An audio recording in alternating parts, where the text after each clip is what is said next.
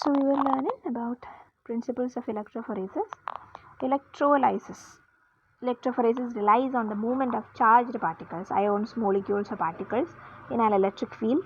When a voltage is applied across a medium, it creates an electric field that drives the molecules of charged species. Then separation based on charge and size. Electrophoresis separates analytes based on their charge and size. Positively charged species move toward the cathode, negative electrode, while negatively charged species move toward the anode, positive electrode. Gel or capillary medium. Electrophoresis can be performed in a gel electrophoresis, or with a capillary electrophoresis. The choice depends on the application and the type of analytes being separated. Then visualization. After electrophoresis, the separated components can be visualized by staining with specific dyes, allowing for quantitative and qualitative analysis. And applications of electrophoresis: separation of DNA, RNA, and proteins for molecular biology and genetics research, analysis of biomolecules in clinical diagnostics, quality control in pharmaceutical industry, X-ray fluorescence, XRF. Principles of XRF. X-ray excitation. XRF involves bombarding a sample with high energy X-rays, which causes inner shell electrons of atoms in the sample to be ejected. Then emission of fluorescent X-rays. The loss of inner shell electrons creates vacancies, which are filled by outer shell electrons, releasing energy in the form of fluorescent X-rays with characteristics energy specific to each element. An energy detection. A detector is used to measure the energy and intensity of the emitted X-rays. The X-ray spectrum provides information about the elements present and their concentrations. And applications of XRF. Qualitative and quantitative elemental analysis of solid, liquid, and powdered samples in various industries, including mining, metallurgy, and environmental science. Archaeological and geological research. Non-destructive analysis of cultural heritage artifacts. X-ray diffraction. Principles of X-ray diffraction. X-ray scattering involves directing X-rays at a crystalline sample. X-rays are scattered by their regularly spaced atoms within the crystal lattice. Then a diffraction pattern. Scattered X-rays create a diffraction pattern on a detector. The angles and intensities of diffraction peaks provide information about the crystal structure. Then Bragg's law. XRD analysis is based on Bragg's law, which relates the analysis of diffraction to the spacing of lattice planes within the crystal. It is used to determine the crystal's unit cell dimensions. Then phase identification. XRD can identify the phase represented in a sample, including crystalline and amorphous phases. Then applications of XRD. Determination of crystal structures in chemistry, material science, and solid state physics. Mineralogical analysis and identification of minerals in geological samples. Quality control in the pharmaceutical industry for crystalline drug formulations. Nuclear magnetic resonance spectroscopy, or NMR spectroscopy. Principles of NMR. Nuclear spin. NMR exploits the nuclear magnetic moments of certain atomic nuclei, such as H protons, carbon-13. These nuclei have spin and act like tiny magnets when placed in a magnetic field. Then resonance and energy absorption. When placed in a strong magnetic field and exposed to radio frequency radiation, nuclei absorb energy and transition between energy levels. The resonance frequency depends on the local chemical environment of the nuclei. Then spectra acquisition. NMR spectra are required by measuring the RF radiation absorbed by the nuclei as a function of frequency or chemical shift. Peaks in the spectrum correspond to different types of nuclei and their environments. Then information extraction. NMR provides information about nuclear structure, connectivity, and dynamics. It is especially valuable for studying organic compounds, proteins, and complex biomolecules. Applications of NMR spectroscopy. Structural elucidation of organic compounds in chemistry and drug discovery. Protein structure determination and biomolecular interaction studies in biochemistry. Non-destructive analysis of food, beverages, and metabolites in metabolomics research. In conclusion, electrophoresis, X-ray fluorescence, X-ray diffraction, and nuclear magnetic resonance spectroscopy are powerful analytical techniques with diverse applications in various scientific and industrial fields. They enable the qualitative and quantitative analysis of a wide range of samples, from biomolecules and minerals to complex organic compounds and materials, providing essential insights into their structure and composition. Understanding these principles is crucial for their successful application. Frontier Transfer Infrared Spectroscopy FTIR. Infrared radiation FTIR spectroscopy involves the interaction of infrared radiation with a sample. IR radiation has energies that correspond to molecular vibrations, making it ideal for identifying chemical functional groups. Then sample interaction. When IR radiation passes through a sample, some of it is absorbed by the sample, leading to molecular vibrations. These resulting changes in dipole moments generate an IR spectra. Then interferometry. FTIR uses an interferometer to modulate the IR radiation and create an interferogram. The Fourier transform of the interferogram yields an IR spectrum with peaks corresponding to different vibrational models.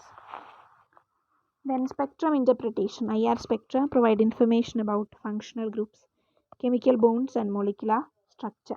Peaks are associated with specific vibrational modes, stretching and bending. Applications of FTIR: qualitative and quantitative analysis of organic and inorganic compounds, identification of polymers, pharmaceuticals, and biomolecules, monitoring chemical reactions and studying material properties. Then gas chromatography or mass spectrometry, GCMS. Principles of GCMS: gas chromatography separates complex mixtures into individual components based on their volatility and chemical properties.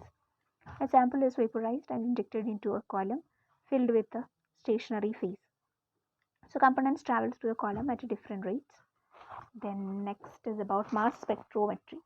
After separation in the GC column, analytes enter the mass spectrometer.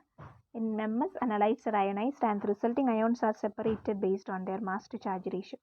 Then a detection and analysis. The mass spectrometer detects ions at various m/z ratios or values, creating a mass spectrum. Peaks in the mass spectrum represent the classes of ions, allowing for the identification of compounds based on their mass and fragmentation patterns. Database matching. Mass spectra can be compared to databases to identify unknown compounds by matching their spectra with known standards. Then applications of GCMS: identification and quantification of volatile and semi-volatile organic compounds in complex mixture, forensic analysis, environmental monitoring, and drug testing. Detection of trace components in food, pharmaceuticals, and environmental samples. Scanning electron microscopy. Some principles of electron beam. SEM uses a focused electron beam to interact with the sample surface. The electron beam is scanned across the sample in a raster pattern. Secondary electron emission. When the electron beam strikes the sample, it induces the emission of secondary electrons from the sample's surface.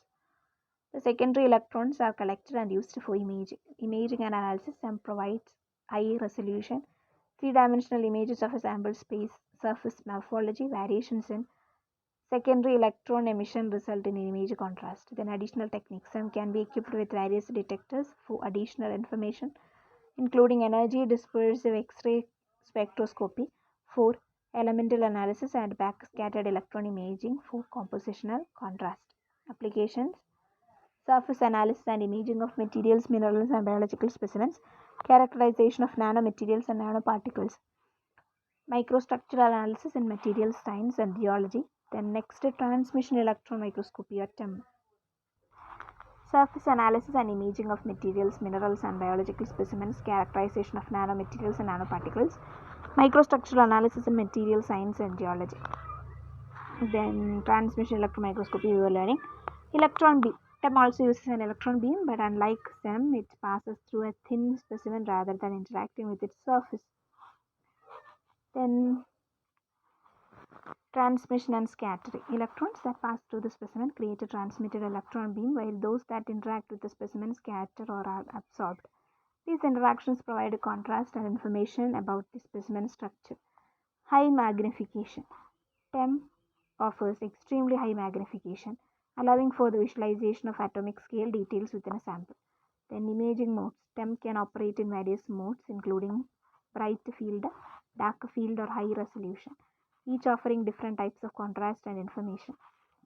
Applications of TEM: atomic level imaging and analysis of crystalline structures, study of nanoparticles, nanomaterials, and biological specimens at nanoscale resolutions, Materials, characterization and research in material science, nanotechnology and biology. In conclusion, Fourier transform infrared spectroscopy, gas chromatography, mass spectrometry, scanning electron microscopy or transmission electron microscopy are powerful analytical techniques that provide valuable insights into the composition, structure and properties of a wide range of materials and samples. Environmental biology. Environmental biology, understanding life in ecosystems. Environmental biology, also called ecology, is a scientific study of the interactions between living organisms and their environment.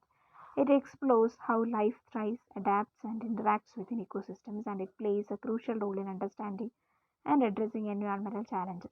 Here, we delve into the key concepts of environmental biology.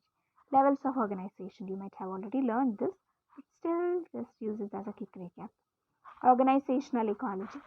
The level focuses on individual organisms and their adaptations to their environment.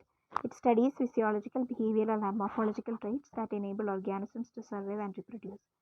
In population ecology. Population ecology investigates groups of individuals of the species living in a particular area.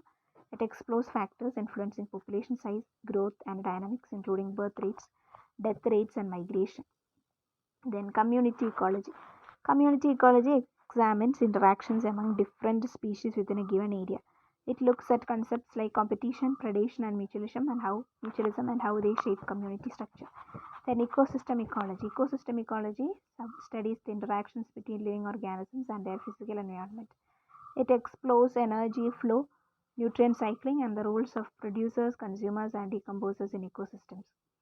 Landscape ecology. Landscape ecology considers the spatial arrangement of ecosystems and the flow of organisms, energy, and materials between them. It is concerned with a broader landscape context and how it influences ecological patterns. Key concepts. Biodiversity. Biodiversity is the variety of life in an ecosystem, encompassing the diversity of species, genetic variation within species, and ecosystem diversity. Understanding and preserving biodiversity is a fundamental goal of environmental biology. Then biogeochemical cycles. These cycles, such as carbon and nitrogen cycles, describe how essential elements move through living organisms, atmosphere, soil, and water, impacting ecosystem functions. Then succession. Ecological succession refers to the gradual change in species composition and ecosystem structure over time. Primary succession occurs on newly formed lands, while secondary succession follows disturbances. Ecosystem services. Ecosystem provide essential service to humans, including clean air and water, pollination of crops, and regulation of climate. Environmental biology assesses the value of these services. And human impact and conservation. Human ecology. This subfield explores the interaction between humans and their environment. It addresses topics like overpopulation, resource depletion, pollution, and sustainability. Succession we just learned. Then ecosystem services. Human Human impact and conservation. Human ecology. This subfield explores the interactions between humans and their environment. It addresses topics like overpopulation, resource depletion, pollution, and sustainability. Then conservation biology. Conservation biology focuses on the preservation of biodiversity and endangered species. It emphasizes the importance of maintaining healthy ecosystems for the benefit of both wildlife and humans. Then applied ecology, restoration ecology. Restoration ecology aims to return damaged ecosystems to a more natural or functional state. It involves activities like restoration, wildlife restoration, and habitat rehabilitation. Then urban ecology. Urban ecology studies ecosystems in urban environments and investigates how cities can be designed to support both human and ecological well-being. Techniques and methods. Field studies. Environmental biologists conduct field research to collect data on natural ecosystems. This may involve observing animal behavior, measuring plant growth, or sampling water quality. Then remote sensing. Remote sensing uses satellite and aerial imagery to monitor changes in ecosystems, including deforestation, land use, and climate patterns. Then molecular techniques. Advances in molecular biology have allowed researchers to analyze DNA, RNA, and proteins to understand genetic diversity, population dynamics, and species interactions. Then modeling. Ecological modeling, including mathematical and computer models, help stimulate complex ecological processes and predict future ecosystem changes. Environmental biology plays a critical role. Then ecology is an interdisciplinary science. Ecology is a scientific study of interactions between animals and environment. has emerged as an interdisciplinary field that draws upon various branches of science: biological science, physiology, taxonomy and systematics, genetics, environmental sciences, environmental chemistry, physics, geography, earth science and social science, geology, oceanography, human geography, anthropology, mathematics and statistics, economics, environmental economics, technology and engineering, remote sensing, GIS, philosophy and ethics, ecological medicine, science, communication, etc. are related to this.